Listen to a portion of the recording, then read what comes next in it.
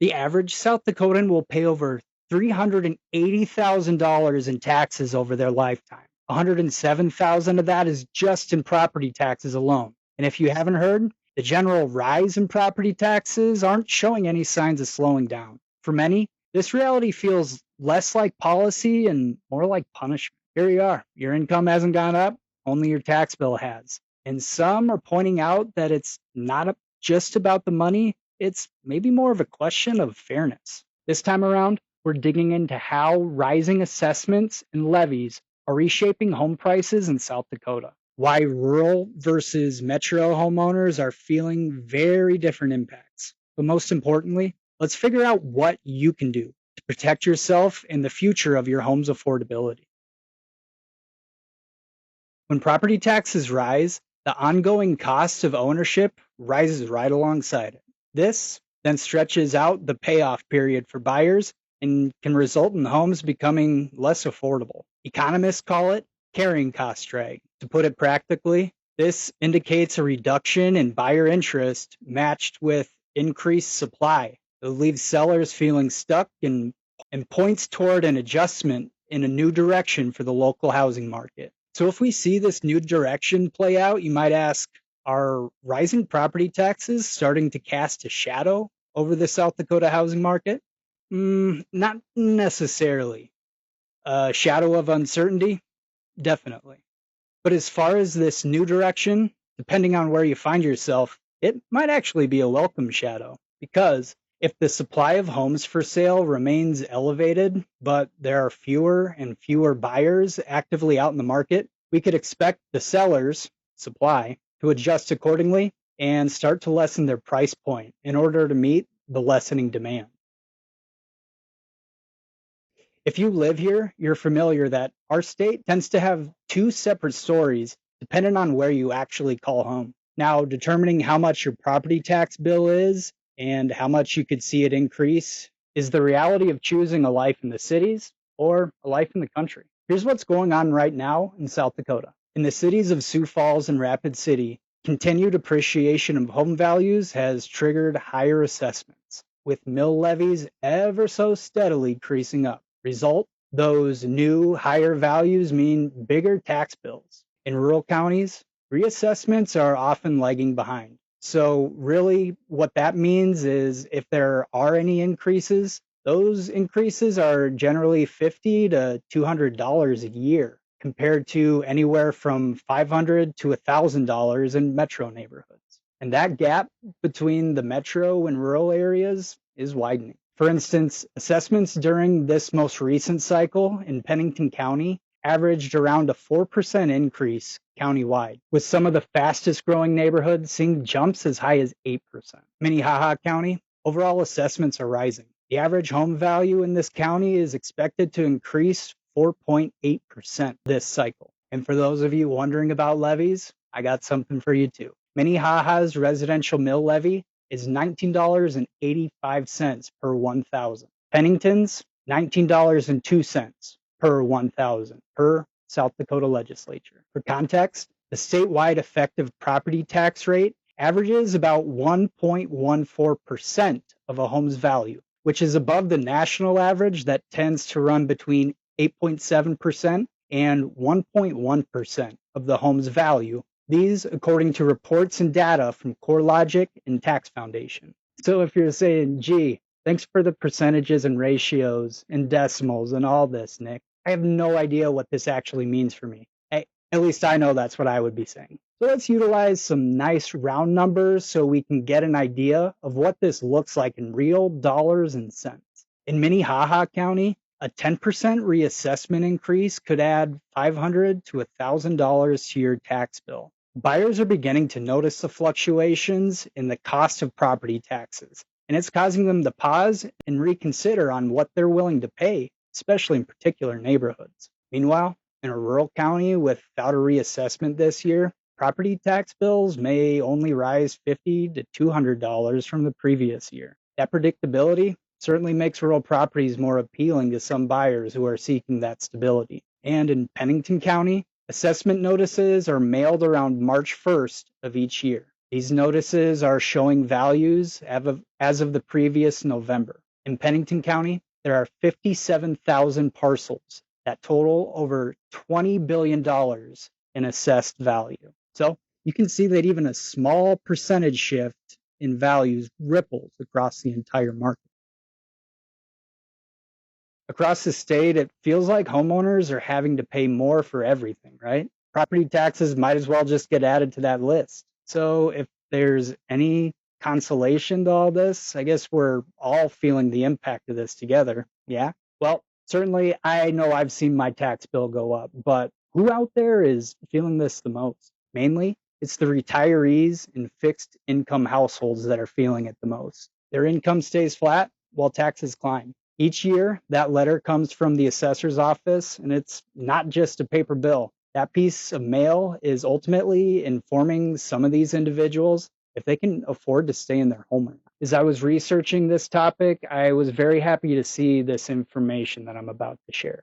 Applications for the elderly and disabled assessment freeze nearly doubled from 427 in 2021 to 849 in 2024. That tells us more people are leaning on relief programs to keep up. Then it's South Dakotas who are living in high growth neighborhoods within the metro areas. In these areas, assessments can catch up fast and the bills soon go up. Another impacted group are the highly leveraged households, especially if you bought recently and you're tight on the qualifying margins. A steep hike in property taxes can tip the balance and put some owners in major distress. Now, on the flip side, yeah, there are people who might benefit. For instance, investors and cash buyers. Going back to our carrying cost drag discussion, if property taxes increasing starts to cool demand, some real bargains may start to open up out there. Others benefiting, I guess I can't really say that rural homeowners are benefiting from any of this, but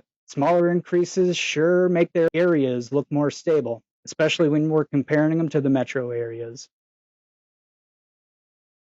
Okay, I told you that you would get some guidance on how to protect yourselves from property taxes getting completely out of hand without justification. Now, I intend to deliver on that, but before we go further with that, I want to first start by providing some parameters to help clarify how you can determine if you should act or not, because you'll need to have a legitimate reason to appeal your property taxes. So here's a quick self-check to see if you might have a legitimate case. Okay, so start here. Pull up your current tax bill and then do whatever you need to do to find your tax bill from the previous year. All right.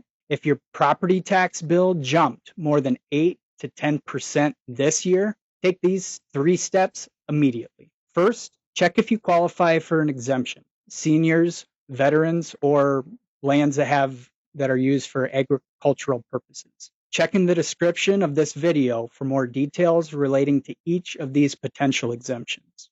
If you don't stop at number 1, you pull your county's assessment records and compare your valuation to similar homes. Okay, so when I say similar homes or comparable homes, here's what I mean. We're talking homes that are in your surrounding neighborhood that have the same number of bedrooms and bathrooms and similar amount of finished square footage. The key here is the homes need to be in the same area as your home. If you're able to document that there are several properties that are comparable to your home that did not experience as drastic of an increase as you were assessed, keep moving and proceed to step 3. Welcome to step 3. If you're here, you're appealing. The most common way to approach this is to go to your county's website and search for the PT-17. You know, the PT-17 form, right? It's right in between the PT-16 and the PT-18 form. If for some reason you're not familiar with that document, I sure as hell wasn't until about a minute ago. It's also called the Objection to Real Property Assessment - local form. I'm just going to say that. I like that name a lot more. That name makes sense. If that form isn't available online, you'll likely have to call the Director of Equalization's office and request that they email you the form. Okay. Once you've received the form, you'll need to complete it and file it with the clerk of your local board of equalization before the deadline. That deadline is the second Friday in March. If you have a legitimate case, it's imperative that you don't wait too long to complete and file your appeal. The appeal window closes quickly. You essentially have less than 2 weeks to do your research and gather comparable properties, complete the appeal form, and file the form. If you miss the deadline, you'll have to catch it next year.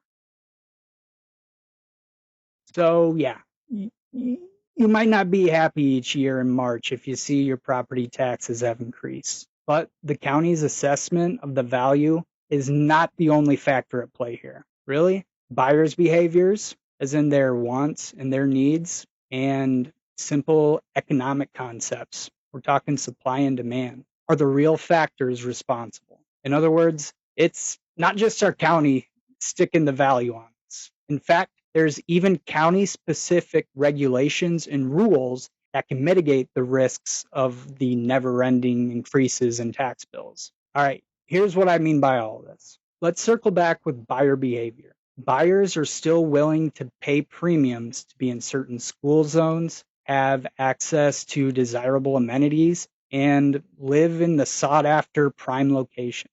If somebody wants it and they have the means to attain it, they will. When people pay a premium in certain areas time and time again, home values in those areas adjust accordingly and in accordance to the premium price points. Then there's supply and demand. In Sioux Falls and Rapid City, inventory or supply shortages props up value even as taxes rise.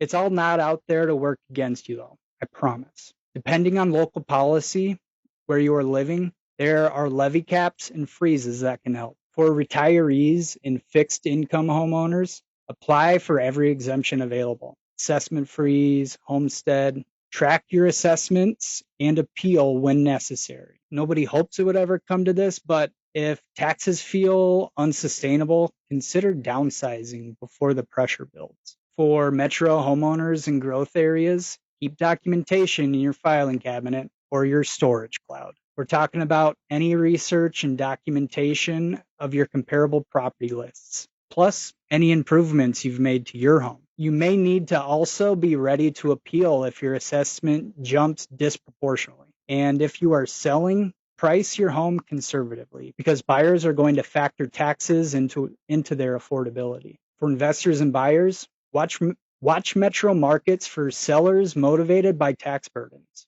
Build projected tax increases into your yield models. Homes within neighborhoods that have solid value upside but have seen moderate tax growth should be your targeted areas. Okay, for everyone now, run a full cost of home ownership model. We're talking your mortgage plus taxes plus insurance plus any maintenance. Check the county's assessor forecast for reassessment cycles and levy trends. Act early, whether appealing, planning, or making offers.